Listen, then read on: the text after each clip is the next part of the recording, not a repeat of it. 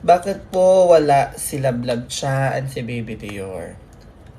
Nagbook po ako ay nung isang araw lang. Sabi ko, Lab, pwede ba akong magpahinga? Sabi ni Lab, oo naman. Hindi po kasi pwede si Cha mag-travel. Hindi po siya pwedeng makaalis basta-basta. Kasi nga, bumbero po siya. Kailangan po nila ng travel authority and 3 to 4 months bago sila ma-approve. Kaya minsan domestic flight lang kami.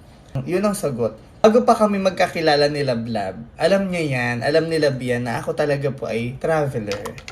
I was traveling different places in the Philippines, international. Alam ni Lab na ano ba talaga yung magpapakalma sa akin. Eventually, nag-travel nga kami sa Boracay, kami nila Dior. And this time, biglaan to kasi ang daming nangyayari. Kasakit si Dior. May mga, Lab, I want to take a break. Kasi takot ako ma-burnout. Na-burnout ako nung college to the point na ayoko nang gumalaw. Maghapon na lang akong tulog sa bahay. Isang linggo na akong day.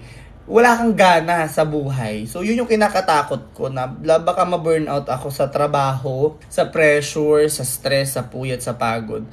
Gusto kong ng quick break. And then, hindi siya nagdalawang isip. Sige, magpahinga ako saan mo gusto. Tinulungan niya ako mag-impake, maghanap ng sasakyan ko ng papuntang airport. So, yun lang po ang ating live updates, mga kalablab. Thank you!